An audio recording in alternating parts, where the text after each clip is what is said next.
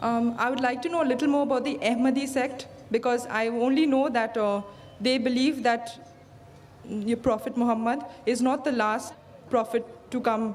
And so could you please tell me a little bit more about them? بین کا سوال تھا کہ وہ جاننا چاہتی تھی یہ احمدیز کون ہیں. وہ جانتی ہے کہ وہ مانتے ہیں کہ محمد صلی اللہ علیہ وسلم آخری نبی نہیں ہیں, وہ جاننا چاہتی ہے.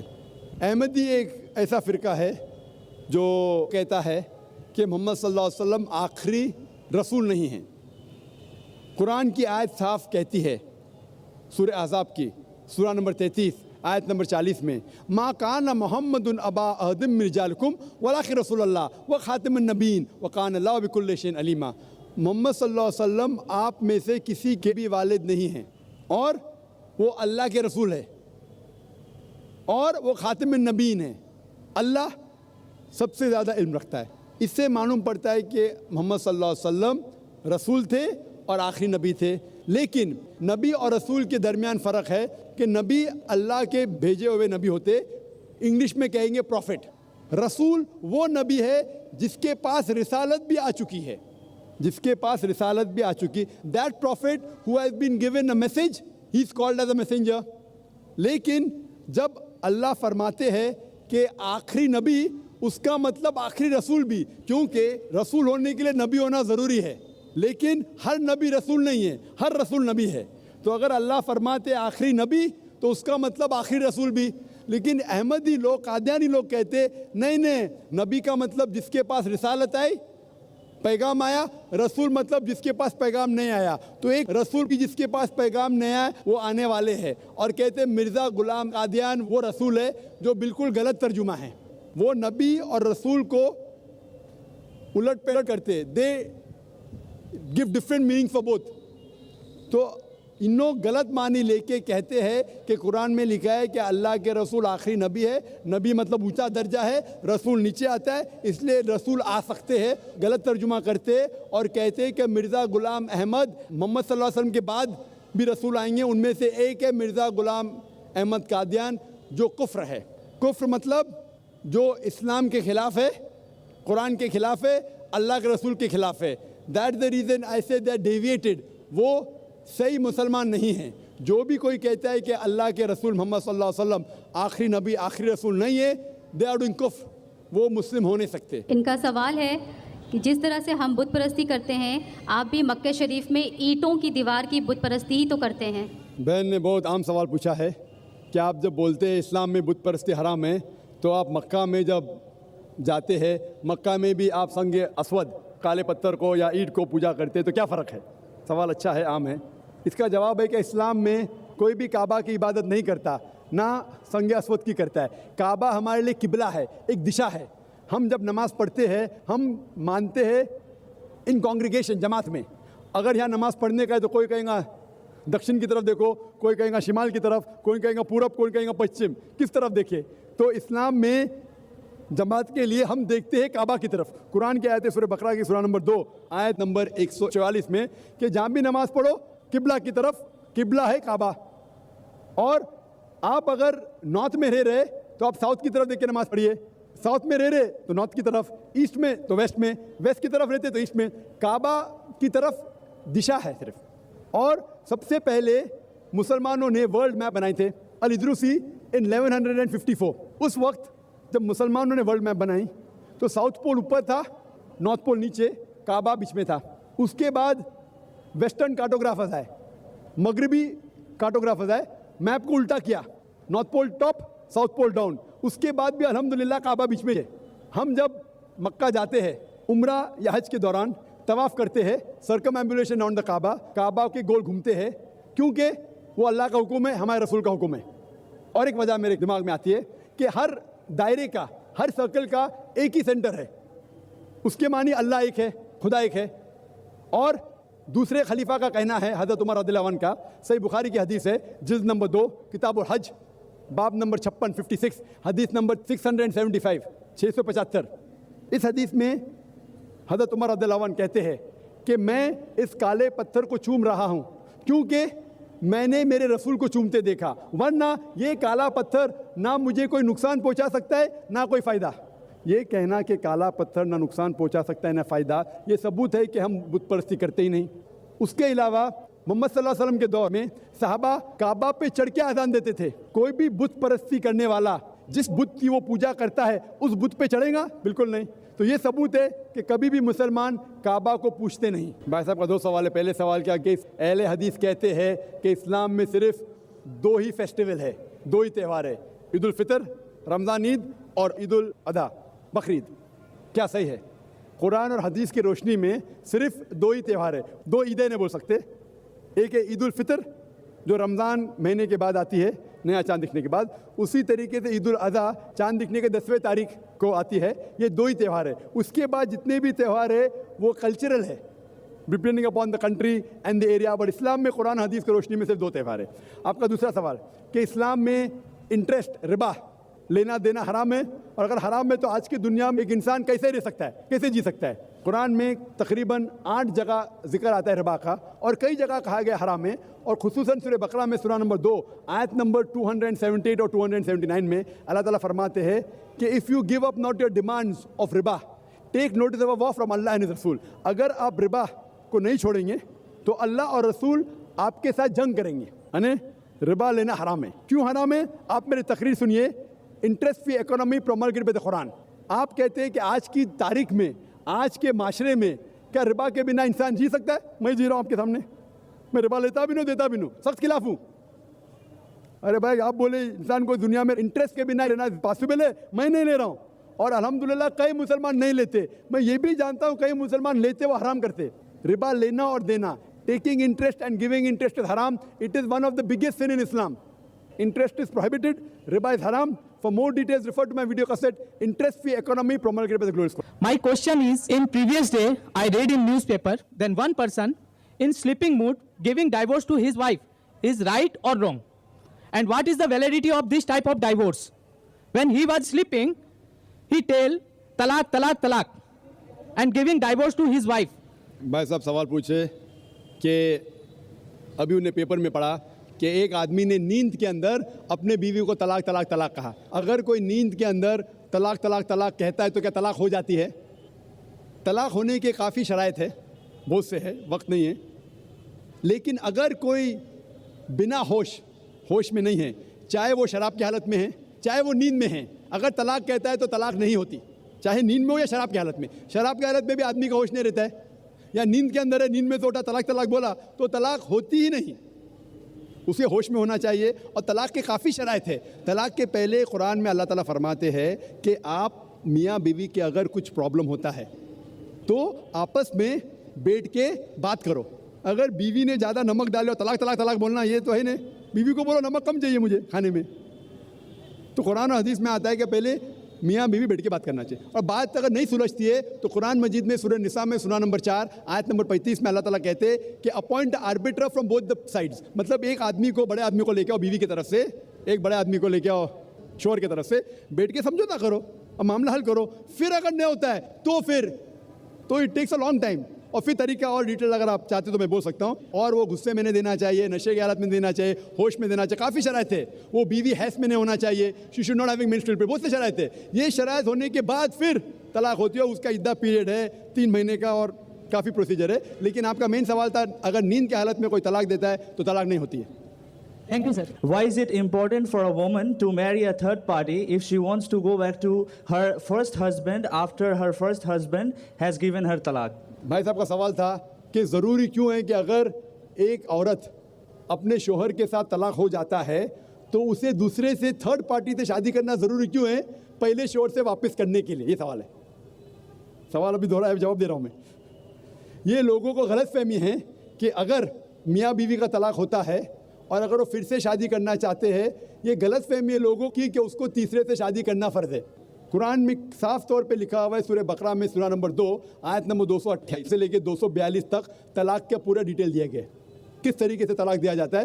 پہلے میں نے کہا تھا کہ آپس میں سمجھوتا ہونا چاہیے، نہیں ہوتا ہے تو گیٹ این آربیٹر، ایک بڑے کو بلاؤ، شوہر کی طرف سے بیوی کی طرف سے سمجھوتا کرو، نہیں ہوتا ہے تو طلاق بولنے کے بعد عدت کے 3 ماہ ہے۔ قرآن میں لکھا ہے سورہ بقرہ سورہ نمبر 2 آیت نمبر 228 کہ 3 ماہ، 3 مہینے، 3 menstrual cycle is the period of عدت۔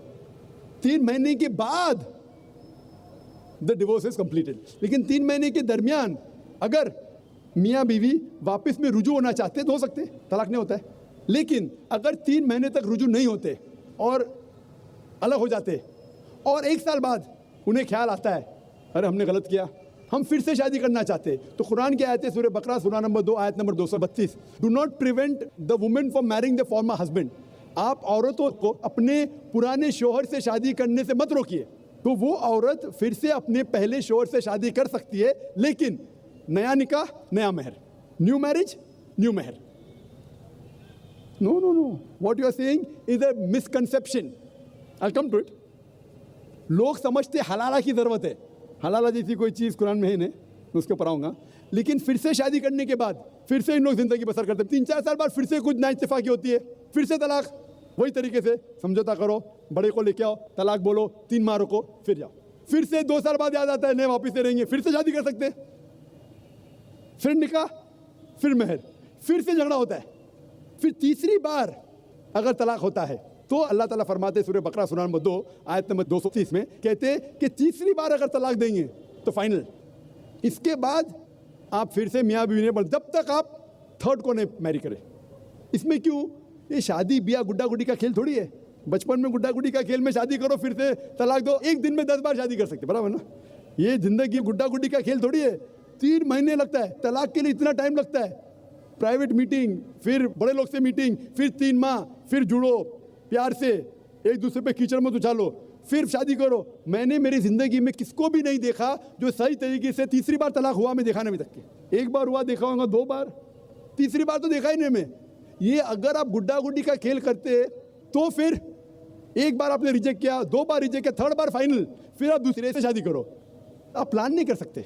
आप दूसरे से शादी करो और रो, और फिर पता लगा आपको मैं पहले शोहर से नाराज़ थी, सिर्फ दिन में 6 घंटा देते थे, ये नया शोहर तो 2 घंटा देता है, तो पहला वाला अच्छा. नो, दाल आटे का भाव मालूम पड़ेगा. मेरी माँ मुझसे कहती थी मार्केट जाएंगे तो दाल आटे का भाव, दाल और आटे का भाव. आप समझे ना. तो हो सकता है क्या, मालूम पड़ा मैं मेरे शोहर से झगड़ा करती थी, वो बीवी कहेंगी, मालूम पड़ा का नया शोहर तो पुराने वाले से बदतर है. आप समझ रहे ना. और फिर अगर नए वाले से डिवोर्स हुआ, सेम तरीका, आपस में समझौता, प्लानिंग नहीं. अगर प्लानिंग करेंगे कि एक रात तुम्हारे साथ सोऊंगा और फिर तलाक देना, ये हराम है. आप समझ रहे ना. ये कुछ लोग करते हैं, मैं जानता हूँ मुस्लिम माशरे में, वो हराम करते हैं. प्लानिंग करना, तुम्हारा शोहर बनूंगा, एक रात बाद तलाक दूंगा, फिर तुम शोहर शादी करना, ये हराम है. कुछ लोग करते हैं, गलत करते हैं. कुरान में ऐसा नहीं लिखते. तो अगर तीसरी बार तलाक के बाद या पहली तलाक के बाद भी, पहले बार तलाक दिए, दूसरे से शादी किए, फिर पता लगा सही नहीं, तो वापस जा सकते. आप समझे ना. तो ये जो है ज़रूरी है थर्ड पार्टी के पास जाना. अगर 3 बार सही तरीके से तलाक हो तो इस्लाम में इतनी छूट है माशाअल्लाह, और इतना सही मजहब है. It's the most practical way of life. Hope that answers the question. Bismillahirrahmanirrahim. Assalamu alaikum wa rahmatullahi wa barakatuhu. My name is Zahid Ehsan. By profession, I am a tailor. My question is Muslim woman is liable for the maintenance long life after divorce? भाई साहब का सवाल है कि इस्लाम में ख़वातीन को तलाक के बाद, डिवोर्स के बाद लाइफ लॉन्ग मेंटेनेंस मिलता है क्या? इस्लाम में जो हुकूक है ख़वातीन के, वो अल्हम्दुलिल्लाह इतने अच्छे हैं कि तुम्हारे लाइफ लॉन्ग मेंटेनेंस अच्छे. इंडियन लॉ में लाइफ लॉन्ग मेंटेनेंस है. कुछ साल पहले कितना देते थे? 400-500 रुपये, और कितना अभी ज़रा बढ़ के आएगा. वो क्या है? इस्लाम में महर है. महर मतलब शादी के टाइम पे ही महर मुकर्रर कर सकते. कुरान की आयत है कि आप सोने का पार्ट भी दे सकते. कौन से इंडियन कोर्ट में सोने का पार्ट देते? Life long maintenance. तो इस्लाम के अंदर महर है. महर की कई वजह हो सकती है. वो महर लेके अपने वालिदैन को दे सकती है, अपने लिए फ्यूचर की रह सकती है, तलाक के बाद काम आ सकता है. लेकिन जब तलाक होता है तो इद्दत के दरमियान जो 3 माह है उसका मेंटेनेंस शोहर देता है. अगर माँ पेट से है तो जब तक वो बच्चा जन्म देती है उस टाइम तक उसका मेंटेनेंस भी होता है. और अगर बीवी के पास बच्चे हैं तो जब तक बच्चा बालिग होता है उस टाइम तक बच्चे का मेंटेनेंस शोहर देगा. लेकिन लाइफ लॉन्ग क्यों नहीं? क्योंकि इस्लाम में महर तो उसका है, वो महर कुछ भी पूछ सकती है. अगर कम पूछी तो उसकी गलती, महर तो मिल गया है. क्योंकि डिवोर्स होने के बाद औरत वापस से नई शादी कर सकती. उसके बाद अल्लाह के रसूल कहते हैं कि सबसे बेहतरीन वही चैरिटी में जो माँ बाप अपनी डिवोर्स बेटी को अच्छे से देखभाल करते. तो माँ बाप देखभाल कर सकते, भाई कर सकता है, भाई ने करा तो माशरा करेगा, माशरा ने करे तो इस्लामिक स्टेट करेंगी. और अगर कहेंगे कि शोहर को देना चाहिए तो मुझे एक नया लेक्चर देने पड़ेगा, मेन्स राइट्स इन इस्लाम, आदमी के हुकूक. क्योंकि इमेजिन उसको महर भी देने का है, इद्दा का मेंटेनेंस भी देने का है, लाइफ लॉन्ग बोलेंगे। वो नई शादी करेंगे उसको नया मेहर देने का। आदमी पे जुल्म थोड़ी करना चाहता अल्लाह ताला। तो आदमी जब मेहर दिया, अगर डिवोर्स हो गया, औरत का तो इतने ख्याल रखने वाले लोग हैं, बाप है, भाई है या बेटे है, माशरा है, वो नई शादी कर सकती, उसका नया शौक उसको दूसरा मेहर देगा। ये आदमी जो डिवोर्स हो गया, वो जब नई शादी करेगा उसको नया मेहर देने का। तो नया मेहर देने का, पुराने बीवी को मेंटेन करने का, तो मुझे नया लेक्चर देने पड़ेगा मेंस राइट्स इन इस्लाम, आदमी के हुकूक। तो अल्लाह ताला जस्ट है, बराबर है, औरत ऊंची नहीं है आदमी से, आप समझे ना। तो इसीलिए अल्लाह सुब्हानहू ताला ने सही इंतज़ाम किया है, लेकिन ख़वातीन का ख्याल भी रखा है कि अगर उसको ज़रूरत पड़ी तो माशरे के दूसरे लोग उसका ख्याल रखेंगे। Hope that answers the question. How do we Muslims justify marriage among cousins, especially in the light of the Surah Al-Ahzab, verse 50, where after mentioning the relations you can marry, it says, this privilege for thee only, not for the rest of believers. बहन ने सवाल पूछा है कि इस्लाम में नज़दीक के रिश्तेदार फर्स्ट कज़न को शादी करने की इजाज़त क्यों है। और मैं डॉक्टर हूँ तो मैं सवाल का जवाब अच्छी तरीके से दे सकूँगा। जो बहन का सवाल है कि आप इस्लाम में फ़र्स्ट कज़न, चाचाजाद भाई या बहन से शादी करने की इजाज़त है, ये क्यों है। कुरान में जिस से मुमानियत है, जो आपके लिए शादी में हराम है, उसका जिक्र कहा गया सूरह निसा में, सूरह नंबर 4 आयत नंबर 22, 23 और 24 में। मैंने पहले भी कहा हूँ कि इस्लाम में कहा गया कि आप अपनी माँ से नहीं शादी कर सकते, आपकी बहन से नहीं, आपकी बेटी से नहीं, आपके भाई के बेटी से नहीं, आपके बहन के बेटी से नहीं, आपके वालदा के बहन से नहीं, आपके वालिद के बहन से नहीं, वगैरह वगैरह। इसके अंदर चचाजाद भाई और बहन का जिक्र नहीं है। तो क्यों अलाउड है? इसे कहते हैं कॉन्सैंग्यूनियस मैरिजेस, अंग्रेजी में कहते हैं कॉन्सैंग्यूनियस मैरिजेस।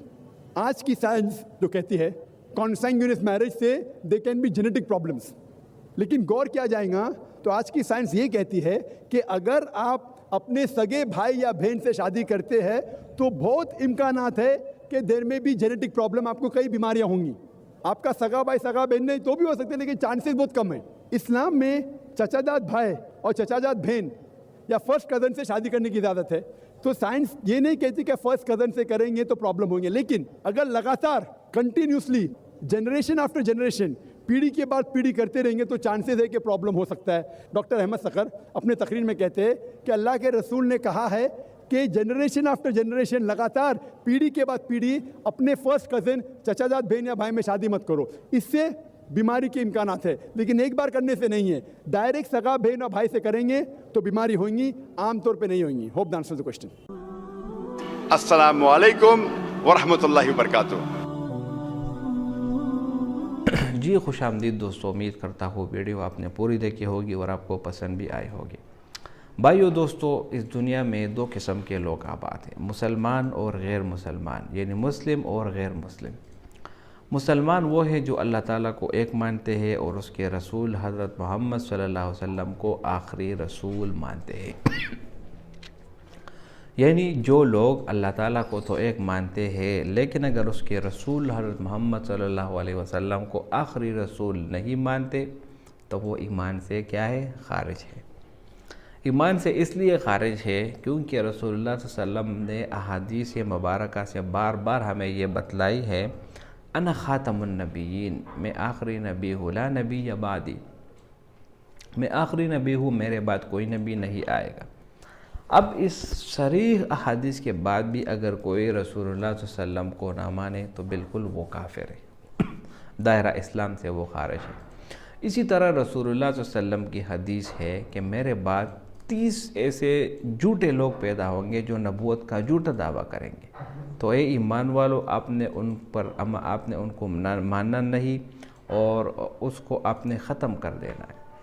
तो ये कादियानियत ये एक फ़ितना है, एक ऐसा फ़ितना जो कि 19वीं सदी से शुरू हुआ, अभी तक जो है ना ये सिलसिला जारी है। इसी तरह यहाँ पर मैं पाकिस्तान की हुकूमत का भी जो है ना बहुत ही ज़्यादा मशकूर हूँ, उसको सराहता हूँ कि उन्होंने जो है ना शनाख्ती कार्ड जब आप बनवाते हैं CNIC, तो वहाँ पर आपसे एक हलफ लिया जाता है कि मैं आखिरी नबी हज़रत मोहम्मद सल्लल्लाहु अलैहि वसल्लम को आखिरी नबी बहैसियत ख़ातमुन नबिय्यीन मानता हूँ।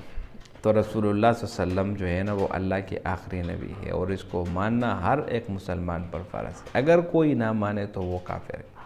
इसी तरह रसूलुल्लाह सल्लल्लाहु अलैहि वसल्लम की एक और हदीस भी है जिसमें वो फरमाते हैं कि मेरी मिसाल इस तरह है कि एक घर बन रहा हो और उस घर में पूरा बन चुका हो اور اس میں صرف ایک اینٹ کی جگہ باقی ہے، اس میں کوئی اینٹ لگا دے تو وہ گھر پورا ہو جاتا ہے۔ تو اسی طرح میری مثال بھی جو ہے نا اس اینٹ کے ہے کہ یہ آخری والا اینٹ جب میرے آنے سے نبوت کا جو ہے نا دروازہ وہ پورا ہو گیا، پورا نبوت جو ہے نا وہ پورا ہو گیا۔ لہذا اب اگر کوئی یہ کہے کہ یہ جو ہے نا نبوت وغیرہ اور کچھ عجیب و غریب قسم کی فلسفے کرتا ہے تو وہ ہرگز قابل قبول نہیں ہوگا۔ تو انتہائی غلیظ قسم کے کافر ہے یہ قادیانی، جس کو احمدی بھی کہتے ہیں، اور یہ اپنے آپ کے لیے کچھ عجیب سے تصورات بھی بناتے ہیں کہ ہم جو ہے نا ذلی پیغمبر، سوری پیغمبر، کچھ عجیب و غریب قسم کے نام استعمال کرتے ہیں، اور پاکستان میں بھی ان کی تعداد زیادہ ہے۔ اسی طرح آج کل یورپی ممالک میں اور افریقی ممالک میں بھی ان کی تعداد بڑھ رہی ہے۔ تو خدا را اپنے آپ کو بچائے، ایمان والوں کو بچائے، اور اس فتنے سے اپنے آپ کو دور رکھے۔ کم از کم ہر مسلمان کو جو ہے نا علم ہونا چاہیے کہ یہ قادیانی اور یہ احمدی لوگ کون ہے، اور یہ کیوں ہماری رسول اللہ صلی اللہ علیہ وسلم کی رسالت پر ڈاکہ ڈالنے کی کوشش کرتے ہیں۔ ان کی پروڈکٹ جو ہے ان کا ہمیشہ سے بائیکاٹ کرے۔ شیزان جو کمپنی ہے یہ بھی ان کی ہے، یونیورسل اسٹیبلائزر یہ بھی ان کی ہے۔ اسی طرح بہت زیادہ مصنوعات جو ہے نا یہ بناتی ہے، اور اپنا زیادہ تر حصہ یہ اپنی قادیانی مہم میں لگاتے ہیں۔ تو ڈاکٹر ذاکر نائک نے بھی بہت بہترین جواب دیا۔ امید کرتا ہوں یہ ویڈیو آپ کو پسند آئی ہوگی۔ اگر ویڈیو آپ کو پسند آئے تو اس چینل کو سبسکرائب کریں۔ بہت شکریہ۔